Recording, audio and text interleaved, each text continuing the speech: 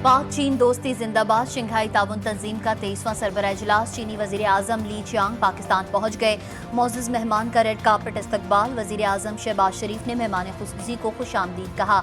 दोनों रहनुमाओं में गर्मजोशी से मुसाफा। ली चियांग पाकिस्तानी अवाम की गहरी बरादराना दोस्ती और मेहमान नवाजी से मुतासिर। चीनी वजीर आजम के एजाज़ में वजीर आजम हाउस इस्लामाबाद में इस्तकबालिया। चीनी वजीर आजम को पाक फौज के चाको चौबंद दस्ते ने गार्ड ऑफ ऑनर और सलामी पेश की। तोपों की सलामी भी दी गई।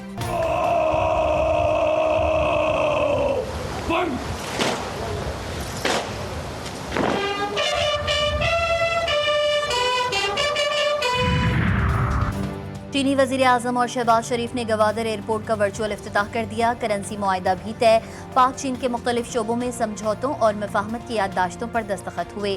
न्यू गवादर इंटरनेशनल एयरपोर्ट की इफ्तिताही तकरीब इस्लामाबाद में हुई। दोनों मुल्कों के दरमियान स्मार्ट क्लास रूम्स के हवाले से दस्तावेज का तबादला हुआ। सी पैक के तहत गवादर पर 7वें ज्वाइंट वर्किंग ग्रुप के इजलास के निकात के दस्तावेज का भी तबादला किया गया।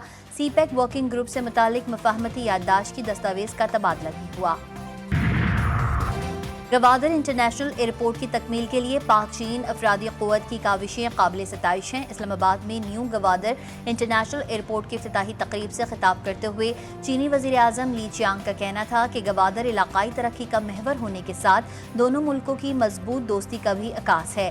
वज़ीर आज़म शहबाज शरीफ का कहना था कि चीनी वज़ीर आज़म के दौरे से दोस्ती मज़ीद मजबूत और गहरी होगी। सी पैक पर पेशरफ्त का जायजा लेंगे और बाहमी मफाद पर मबनी ताउन के मज़ीद नए शोबे तलाश करेंगे।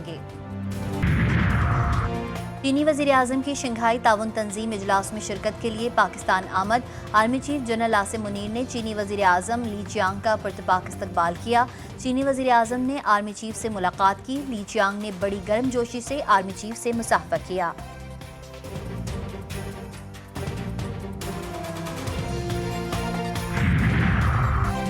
चीनी वज़ीर आज़म की पाकिस्तान की अस्करी क़यादत से अहम मुलाकात। ली चियांग ने chairman joint chief of staff committee और सर्विसेज चीफ से अहम मुलाकात की। मुलाकात में पाक चीन देरीना ताल्लुकात को मज़ीद मजबूत और वुसअत देने के अज़्म का इआदा किया गया।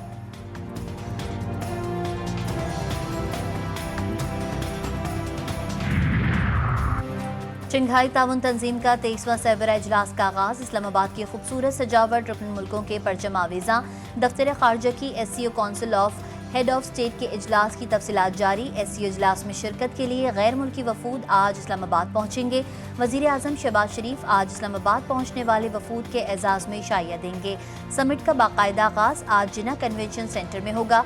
16 अक्टूबर को तमाम गैर मुल्की सरबराहान और वफूद जिना कन्वेंशन सेंटर पहुंचेंगे। शहबाज शरीफ SCO कॉन्फ्रेंस से इफ्तिताही खिताब करेंगे।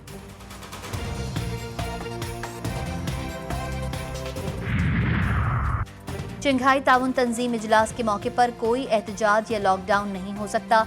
वजारत दाखिला का चीफ कमिश्नर इस्लामाबाद और IG को मरासला इरसाल। मरासले में कहा गया है कि इस्लामाबाद की हुदूद में किसी गैर कानूनी इज्तिमा की इजाज़त नहीं। इंतजामिया फुल प्रूफ सिक्योरिटी के लिए हर मुमकिन इक़दाम करे। पाकिस्तान तहरीक इंसाफ का आज इस्लामाबाद में होने वाला एहतजाज मौखर। हुकूमत PTI का मुतालबा तस्लीम करते हुए बानी PTI के तिब्बी मुआयने के लिए तैयार। वफाकी वज़ीर दाखिला मोहसिन नकवी ने बैरिस्टर गौहर को फैसले से आगाह कर दिया। पिम्स के डॉक्टर आज सुबह बानी PTI का मुआयना करेंगे। ज़ाती मौलिश को तिब्बी मुआयने की इजाज़त नहीं दी जा सकती। एहतजाज मौखर करने का फैसला सियासी कमेटी के इजलास में किया गया। 26वीं आईनी तरमीम पर खुसूसी पार्लिमानी कमेटी इजलास। हुकूमत और अपोजिशन के दरमियान डेडलॉक बरकरार। खुसूसी पार्लिमानी कमेटी इजलास में PTI का मजीद वक्त देने पर इसरार। पीपल्स पार्टी मामले को आगे बढ़ाने पर बज़िद। PTI ने मुसव्विदों पर मजीद मुशावरत की तजवीज़ दी तो PPP ने मौक़िफ़ अपनाया कि ऐसा अब नहीं हो सकता, हमने पहले ही बहुत ताख़ीर कर दी। आईनी मुसव्विदे पर मजीद मुशावरत के लिए कमेटी का अगला इजलास 17 अक्टूबर को तलब कर लिया गया है। आती है तो उस पर इख्तलाफ मुमकिन होता है। तो जो मुसवदा हुकूमत की तरफ से लाया गया हमने उसे अक्सर मुस्तरद कर दिया था और वो किसी कीमत पर भी काबिल कबूल नहीं था। मुज़ाकरात के नतीजे में जो मुसवदात इस वक्त शेयर किए गए हैं उसमें काफ़ी अब हम आहंगी तकरीबन पैदा हो चुकी है। ملک کے حالات ضرورت کے تحت قانون سازی ہونی چاہیے، آئینی ترمیم آتی ہیں تو اس پر اختلاف بھی ہوتا ہے۔ مولانا فضل الرحمان کی ٹنڈوالا یار میں میڈیا سے گفتگو، کہا ہم نے حکومت کے مسودے پر اعتراض کیا تھا، حکومت کے مسودے سے عدلیہ عوام کے حقوق تباہ ہوئے، ہمیں عوام اور ملک کے مفاد میں سب کچھ کرنا ہے، جو چیزیں وقت کی ضرورت ہیں ہم انہیں ترجیح دیں گے۔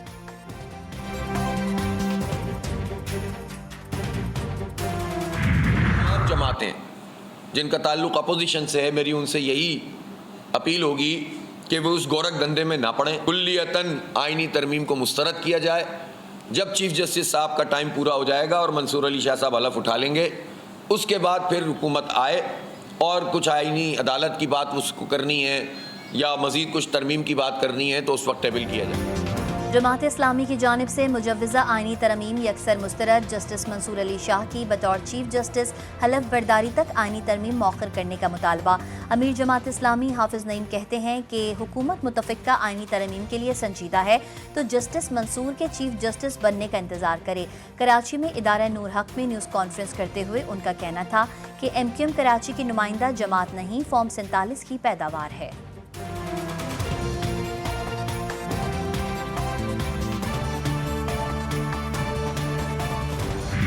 اگر آپ کو انصاف چاہیے تو آپ کو برابر کی بنیادوں پہ نمائندگی ملنا پڑے۔ عام عدالت کے ساتھ ساتھ آپ کو ایک مخصوص عدالت چاہیے جس کا صرف یہ کام ہو کہ اس ملک کے عوام کے جمہوری حقوق، بنیادی حقوق، آئینی حقوق کا تحفظ کرے اور کوئی کام نہ ہو۔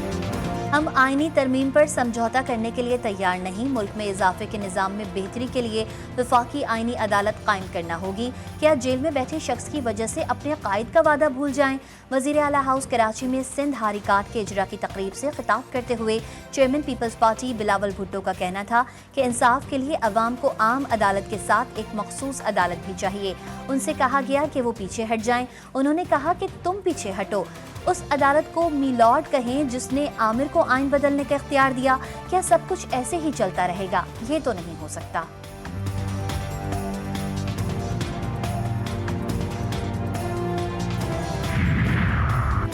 ماضی میں سندھ کے دو بڑے حریف آج حلیف بن گئے۔ ایم کیو ایم اور پیپلز پارٹی وفود کی ملاقات، آئینی ترمیم کے معاملے پر شفافیت سے آگے بڑھنے پر اتفاق، روابط جاری رکھنے کا بھی فیصلہ۔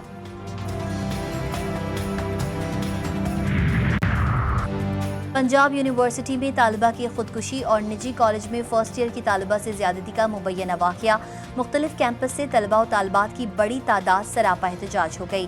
مظاہرین نے توڑ پھوڑ کی تو پولیس حرکت میں آ گئی۔ تصادم کے دوران 27 مظاہرین اور 4 پولیس اہلکار زخمی۔ کالج فار ویمن یونیورسٹی اور پنجاب کالج کے واقعات پر حکومتی اور اپوزیشن ممبران کی پارلیمانی کمیٹی تشکیل۔ اسپیکر پنجاب اسمبلی نے وزیر خزانہ پنجاب کو پولیس افسران اور اداروں سے رپورٹ لے کر کمیٹی کو سفارشات مہیا کرنے کی ہدایت کر دی۔ اسپیکر پنجاب اسمبلی کا کہنا ہے کہ پتہ چل رہا ہے کہ سی سی ٹی وی فوٹیج اور ثبوتوں کو غائب کیا گیا ہے۔ ہماری بھی بچیاں ہیں، حکومت یہ معاملہ دیکھ کر اس کو حل کرے۔ اسمبلی کو ان معاملات میں نگرانی کرنا ہوگی۔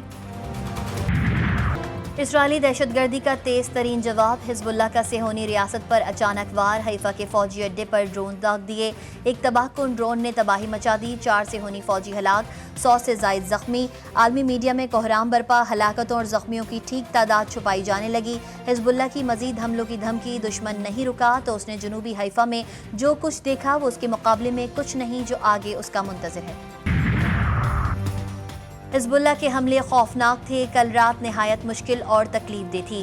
اسرائیلی فوجی جنرل کا اعتراف، اسرائیلی فوج کے chief of general staff lieutenant general Herzi Halevi نے گولانی بریگیڈ بیس کا دورہ کیا اور کہا ہم حالت جنگ میں ہیں اور ایسے میں ایک فوجی تربیتی اڈے پر حملے کے سنگین نتائج سامنے آئے ہیں۔ اسرائیلی وزیر دفاع یو گیلنٹ نے کہا کہ تل ابیب کی حکومت گزشتہ رات حزب اللہ کے ڈرون حملے سے سبق سیکھے گی۔ لبنان کے امن فوجیوں پر حملے جرم ہو سکتے ہیں، اقوام متحدہ کے سیکریٹری جنرل انتونیو گوتریس نے خبردار کر دیا۔ جنوبی لبنان میں ایک امن فوجی مرکز کے دروازے سے اسرائیلی ٹینکوں کی دراندازی کے بعد انہوں نے کہا کہ تمام فریقین کسی بھی ایسی کارروائی سے باز رہیں جو امن فوجیوں کو خطرے میں ڈالے۔ सेहोनी हुकूमत की गजा में दहशतगर्दी जारी। वजारत सेहत के मुताबिक 24 घंटों में मजीद 62 फलस्तीनी शहीद, 220 जख्मी हुए। जबालिया में खुराक की तकसीम के मरकज पर हमला किया गया, जिसमें 10 अफराद शहीद और 30 जख्मी हुए। इससे कबल स्कूल और अस्पताल को भी निशाना बनाया गया था। साथ ही मजलूम फलस्तीनियों की गिरफ्तारियों का सिलसिला भी जारी है। गजा में शोहदा की मजमूई तादाद 42,289 हो गई। अल-क़स्साम ब्रिगेड का जनूबी गजा में मुतादिद इजरायली फौजियों को हलाक करने का दावा।